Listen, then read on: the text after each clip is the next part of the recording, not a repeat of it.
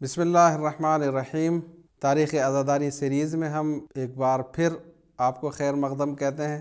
گزشتہ ایپیسوڈ میں ہم نے آپ کی خدمت میں پیش کیا کہ امام زمانہ علیہ الصلوۃ والسلام نے امام حسین کی عزاداری برپا کی۔ گزشتہ ایپیسوڈ میں ہم نے یہ بھی آپ کی خدمت میں پیش کیا کہ محرم کے پہلے عشرے میں امام حسین کی عزاداری کب سے شروع ہوئی اور حکومتی پیمانے پر امام حسین کی عزاداری کب منائی گئی۔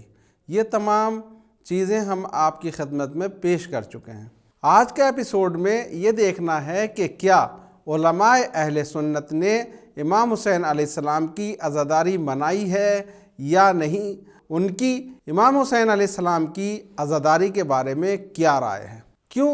اس لیے کہ اہل سنت مسلمان آبادی کا بہت بڑا حصہ ہیں۔ عزاداری جیسے اہم مسئلے پر ان کی رائے بہت ضروری ہے۔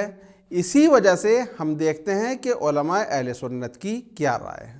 سب سے پہلے ہمیں یہ دیکھنا ہے کہ کیا صحابہ نے امام حسین علیہ السلام کی عزاداری کی ہے یا نہیں۔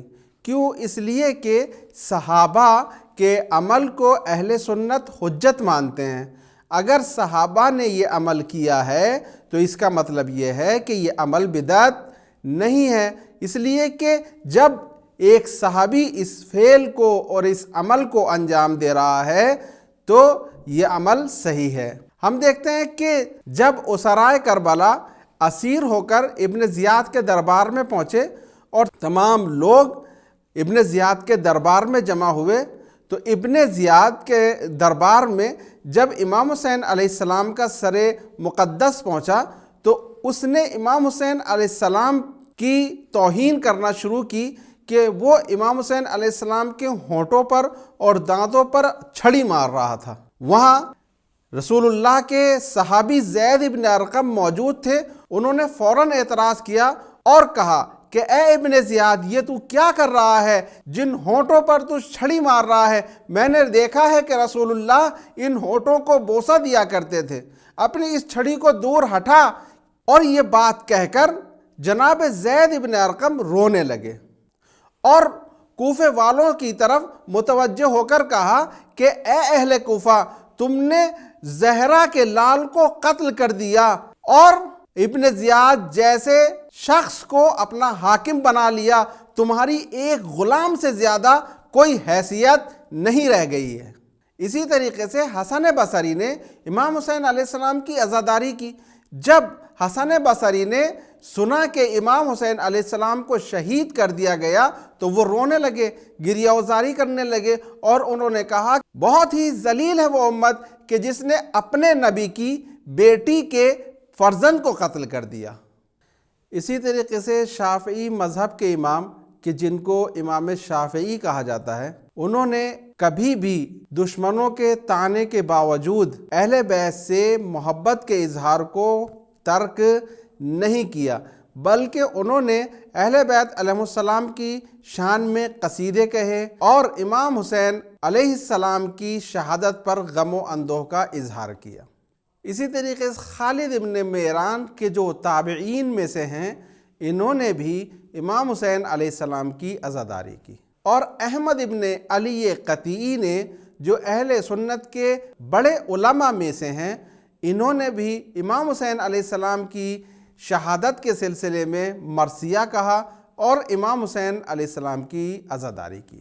کوفے کے فقہاء میں ابو حنیفہ نے علویوں اور حسینیوں کے قیام کی حمایت کی اور ان کے قیام کی حمایت میں فتوے جاری کیے۔ اہل سنت کے مذاہب اربعہ میں ایک مذہب کے امام کہ جن کو احمد ابن حنبل کہا جاتا ہے، کہ جو اہل حدیث کے بڑے علماء میں سے ہیں، انہوں نے مذہب عثمانیہ کو ختم کرنے اور علی علیہ السلام کے فضائل کو لوگوں کے درمیان رائج کرنے میں ان کا بہت زیادہ کردار رہا ہے۔ مذہب حنبلی ایک دور میں امام حسین علیہ السلام کی عزاداری کا شدید مخالف تھا، لیکن احمد ابن حنبل کی کاوشوں کے بعد ان کا یہ تعصب کم ہو گیا اور امام حسین علیہ السلام کی عزاداری کرنے لگے۔ اگر یہ کام بدعت ہوتا تو اہل سنت کے یہ اتنے بڑے عالم احمد ابن حنبل کہ جن کا ایک پورا مذہب ہے کہ جو مذہب حنبلی کے نام سے مشہور ہے، بھلا یہ ایک بدعت کام کو لوگوں میں کیوں رائج کر؟ سنیوں کے عالم ابن جوزی اور یحییٰ ابن سلمہ حفصکی نے امام حسین علیہ السلام پر گریہ کیا اور ان کا ماتم کیا، بلکہ یحییٰ ابن سلمہ حفصکی نے 12 اماموں کی شان میں قصیدہ کہا اور خاص طور پر امام حسین علیہ السلام کی شہادت کے سلسلے میں مرثیہ کہا۔ اسی طریقے سے علماء اہل سنت میں ابن صباغ مالکی، شمس الدین ابن محمد طولون، قندوز حنفی، فضل بن روزبہان جیسے علماء نے امام حسین علیہ السلام کی عزاداری کی اور ان پر گریہ کیا۔ اگر یہ کام بدعت ہوتا تو یہ علماء کبھی بھی یہ بدعت عمل انجام نہ دیتے، بلکہ اس سے بڑھ کر اور ایک بات ہے، وہ یہ ہے کہ اہل سنت کے ایک بڑے عالم عبدالجلیل رازی کہ جنہوں نے النغز نام کی کتاب لکھی، اور یہ کتاب ایک سنی عالم کی کتاب کے جواب میں لکھی کہ جس سنی عالم نے امام حسین علیہ السلام کی عزاداری پر اعتراض کیا تھا، تو اس اعتراض کے جواب میں انہوں نے کتاب النغز لکھی، اور اس کتاب النغز میں وہ اس طریقے سے فرماتے ہیں کہ شافعی اور ابو حنیفہ کے اصحاب نے اس سنت پر عمل کیا ہے۔ دیکھیے، ایک عالم جو سنی عالم ہے وہ اس کام کو سنت بتا رہا ہے، جبکہ دوسرے لوگ بدعت کہہ رہے ہیں، یعنی ان کی نظر میں یہ کام سنت ہے، بدعت نہیں ہے۔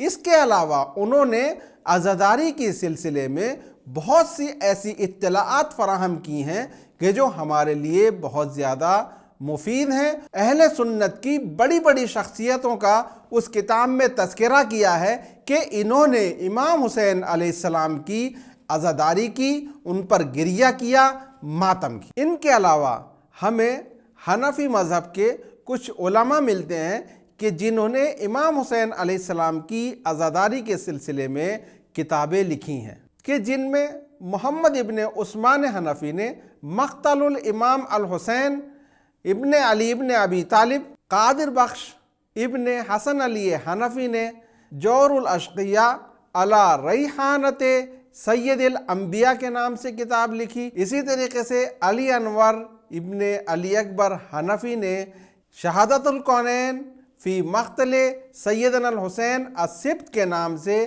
کتاب لکھی۔ تو ان لوگوں کا امام حسین علیہ السلام کی عزاداری کے سلسلے میں کتاب لکھنا اس بات کے اوپر دلالت کرتا ہے کہ امام حسین علیہ السلام کی عزاداری گناہ نہیں ہے۔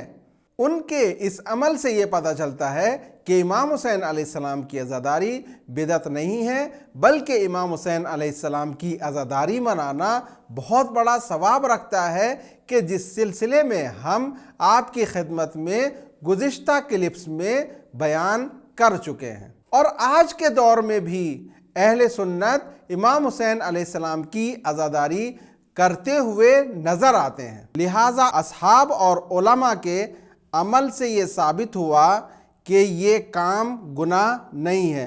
ان کے پاس بھی اپنی خاص دلائل موجود ہوں گی جس وجہ سے انہوں نے امام حسین علیہ السلام کی عزاداری کے سلسلے میں کتابیں لکھیں، اور بعض علماء نے امام حسین علیہ السلام کی عزاداری منائی۔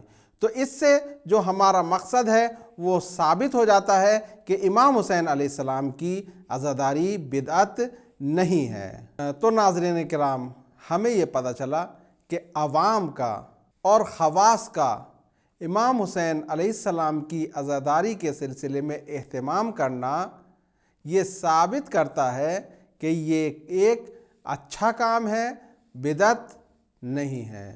والسلام علیکم ورحمۃ اللہ وبرکاتہ۔